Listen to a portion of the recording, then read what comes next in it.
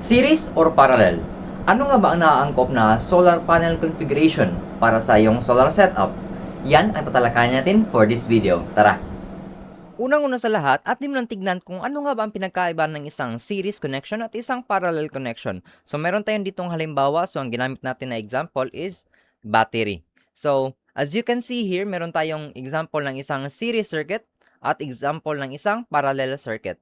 So, una mo nating i-discuss itong series circuit. So, in making a series connection, you just simply have to connect the positive to the negative end of the battery. In this case, battery yung example natin. So, bale, yung negative, kinonect na mo sa positive, tapos si positive, kinonect na mo sa negative. Hanggang sa makumpleto mo yun, makonekta mo silang lahat na meron ka lang natitira na positive sa isang dulo at meron kang natitirang negative sa kabilang dulo ng iyong connection. So, in this case, kapag gumawa ka ng isang series connection, voltage adds up. So, ito po yung working equation natin. Voltage is V1 plus V2 plus V3. Ibig sabihin yan, nag-add po yung mga voltage ng kada isang battery. So, in this case, yung kada isang battery po natin is meron siyang 9 volts. So, kapag siniris natin silang apat, so that's, meron na tayong apat na 9 volts. So, i-add mo lang yan. So, bale 9 times 4, magiging meron ka ng 36 volts na battery system. So, in this case, kapag nag-series connection ka, your current equalizes. Hindi po siya nag-add up. So, as you can see, itong battery po ito is 9 volts, 5 amp hour. So, after the series connection, meron ka ng 36 volts na battery at 5 amp hour lang na capacity. So, nag-stay the same lang po yung ating current. Kasi nga, yung voltage po nag-add up sa atin. Dito naman sa kabilang banda, sa parallel circuit, ano nga ba ang ginagawa dito? So, in a parallel circuit, ang ginagawa nyo lang is, pinagsasama-sama nyo yung mga negative at mga positive na mga terminals ng inyong, in this case, battery. So, ang nangyayari dito, in a parallel circuit, your voltage equalizes. So, as you can see here in our equation, equal lang po ang voltahe ni V1, ni V2, at V3. So, stay the same siya, 9 volts, pero yung current mo is nag-a-add up. So, ibig sabihin, kasi nga meron kang 5 amp hour dito na mga battery, mag-a-add lang yan sila. So, 5 plus 5 plus 5 plus 5, meron ka ng 9 volts, 20 amp hour na battery system. Pero, para makuha mo yung power niya, yung basically capacity, equal lang po itong dalawa. Magkaiba lang yung voltahe at magkaiba yung amperahe na kayang ibigay ng kada separate na battery. Okay? So, I hope na nakuha nyo. Just giving an overview kung ano ba ang pinagkaiba ng isang series at ng parallel na connection. So, ito yung tanong na hinihintay nyo na masagot. Ano nga ba ang naangkop na connection para sa inyong mga hybrid inverters? Magsi-series circuit ka ba? O dapat ka bang mag-parallel circuit? So, ang simpleng sagot dyan is, depende yan sa inverter mo. So, meron kasing iba't ibang klase ng inverter. So, sa video na to, bibigyan ko kayo ng dalawang klase na commonly ginagamit natin sa ating mga solar setup. So, ito yung unang-una, low frequency toroidal, kagaya ni One Solar. At meron din tayo ditong high frequency na mga inverters, kagaya ni Anern, ni Dei, at nung iba pa na kaya niya na meron siya matataas na voltage, input voltage na capacity. So, basically, let's look at the specifications of these inverters. So, first of all, let's see low frequency toroidal. So, yung VOC max lang ni low frequency toroidal is 170 volts. Pero, yung PVIMP niya, kaya niya up to 80 amperes. Yung PV max niya is around 4,480 watts lang yung maximum. So, as you can see here, mababa lang yung voltahe, mataas ang amperahe, pero hindi gaanong kalaki yung capacity na pwede niyang tanggapin na solar panel powers. Compare naman dito sa high frequency na inverter. So, itong si Anern Echo 6200, yung VOC max niya is 500 volts. As you can see naman, mataas, diba? Compared sa 170 volts ni One Solar na low frequency. Yung PVIMP niya is mababa lang. Up to 23 amperes lang po. Pero in comparison din, kay One Solar, mas mataas yung pwede na tanggapin na amperahe ni One Solar kaysa sa kay Anerna HF. Pero in terms of the PV max power or PV array power na maximum na pwede na tanggapin mula sa ating solar setup, mula sa ating mga solar panel, mas malaki pa rin yung pwedeng tanggapin ni HF inverters. Kasi nga, just an overview, no? Ito mga low frequency toroidal, old architecture kasi ito. So, mas luma siya in terms of the design, its architecture, pero mas robust ang build, mas matibay. Ito naman si HF inverter, mas modern yung architecture. So, in that sense, meron siya mga bagong features na angkop sa mga modern applications. Pero meron din siya mga downsides which will be discussed in a separate video.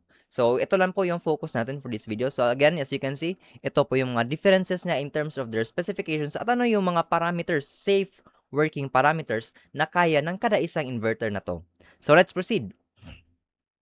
So, sa halimbawa na ating sa video na to is, gagamitin natin is Just Solar na 600 watts. So, meron po siyang VMP or yung operating voltage ng panel na to is around 45.67 voltage. Yung open circuit voltage naman niya is 54.75 volts. Yung IMP or working current, maximum working current is 13.14 amperes. Tapos yung short circuit current naman is 14.02 amperes. So, yan yung example natin para makumpara natin kung ano nga ba ang naangkop na connection kay low frequency toroidal o kay na high frequency inverter. So, tingnan natin. So, kung gagamitin natin si low frequency toroidal, si One Solar, kung gagamitan natin siya ng series connection, let's say, gusto nating i-maximize yung 4,480 watts na capability niya na kaya niyang tanggapin. So, ano nga ba ang posible na connection na ating gagawin para makaproduce tayo ng 4,480 watts na solar panel output? So, in this case, let's see. Kung si-series connection mo, si low frequency toroidal, yung VOC niya po mag-a-add up, bali yung open circuit voltage. So, we have here 8 panels po ito. So, times 8 lang po, 54 times 8, meron tayong 438 volts. Tapos, yung IMP naman niya, stay the same. Kasi nga, voltage adds up lang po sa isang series connection, di ba? So, stay the same lang yung IMP, 13.14 amperes. Ito naman yung inverter specifications natin for low frequency toroidal. Yung VOC niya is 170 volts. Yung IMP niya is 80 amperes. So, matik na, no? Alam naman natin, hindi ito pwede. Hindi siya pwede na connection kay low frequency toroidal kasi nga, lalagpas na yung ating VOC max natin, which is 170 volts lang. Pero yung kapag nag-series tayo, umaabot siya ng up to 438 volts. So, di siya pwede. So, let's approach this in a different scenario. So, again, meron tayong 4 na panels.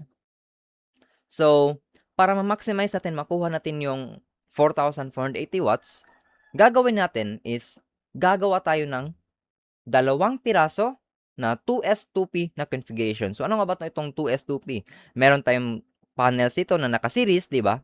Tapos, pagkatapos natin silang i-series, pinarallel natin sila. So, as you can see naman, pinagsama natin yung mga negatives nila, pinagsama natin yung positives. So, yan ang ginawa natin. So, in this case, kada naka-series na mga panel, first, meron tayong 109.5 volts. Kasi nga, dalawa lang. So, you just multiply it by 2, the VOC of the panel. So, that's 54 times 2, that's 109.5 volts. Now, yung current niya is 13.14 amperes. Yung sa kabila naman, so the same lang, no? 109.5 volts tapos 13.14 amperes. So, yan yung sistema natin. So, kapag pinagsama natin sila, kapag pinarallel natin, kasi meron ng 2P, di ba? 2 parallel, magiging 109.5 volts pa rin kasi parallel na. Stay the same, equalizes yung voltahe. Pero tumaas yung ating amperahe. 26.28 amperes na. So, dito naman sa kabila, still the same, 109.5 volts, 26.28 amperes na rin. So, as system total, sa kabuuan ng lahat ng string ng panels na to, meron tayong VOC of 109.5 volts, tapos yung IMP naman natin is 52.6 amperes lang.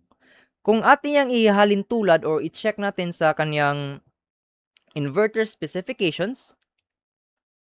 Yung ating inverter, VOC max is 170 volts. Yung IMP niya is 80 amperes lang. So, if we compare it, si VOC niya, pasok siya sa kanyang safe working parameters. Hindi siya lumagpas. So, in this sense, para makuha natin yung maximum na 4,480 watts na posible na makuha natin from the panel, ito na configuration ang nararapat para kay low frequency toroidal. Kasi nga, again, yung inverter specs niya is ito lang po yung kaya niya. So, ganito na connection yung aprobado o yung pwede sa kanya. Pero pag i-multiply mo rin yan, di ba meron tayong 600 watts times 8, that's around 4,800. So, sumobra ka ng around 320 watts. Pero okay lang yun yung mag-oversize ka ng panel. Kasi di naman din yan tatanggapin ni MPPT yung sobra. Bali, i-clip lang niya. So, cap at 4,480 lang siya. Pero okay na din yun. Pero as long as pasok yung ating system total for our PV dun sa inverter specs na kaya niyang tanggapin. So, in this sense, hindi ito makakasira o makakaapekto sa operations ng ating low frequency 1 solar na toroidal inverter.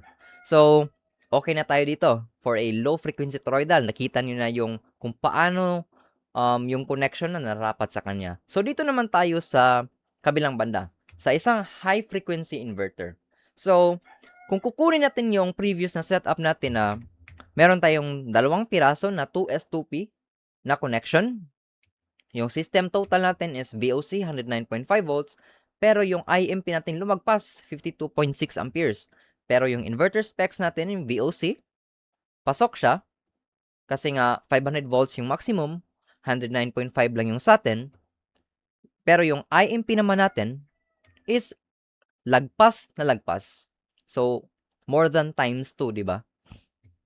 So, 52.6 amperes compared by 23 amperes, lumagpas talaga siya. So, hindi yan pwede.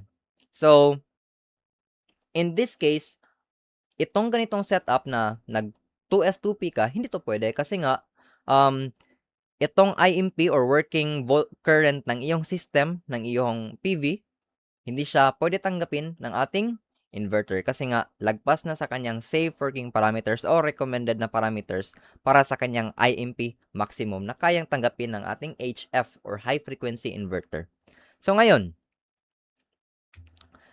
gagawin natin siyang 8S or 8 pieces of panels in series connection. So 8S yung tawag dito kasi nga naka-series lang silang lahat. So let's check. System total ng ating solar panel connection, that's 8 times the VOC, that is around 54 volts. So 8 times 54, meron tayo ditong 438 volts. Yung IMP naman niya, stay the same kasi nga in a series connection, the current equalizes. So stay as is to, 13.14 amperes. So check naman natin ang inverter specifications.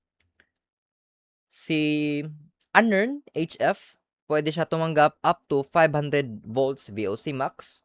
Tapos yung IMP niya is 23 amperes. Maximum na po yun. So if you check, si VOC, pasok pa rin kasi 500 yung limit.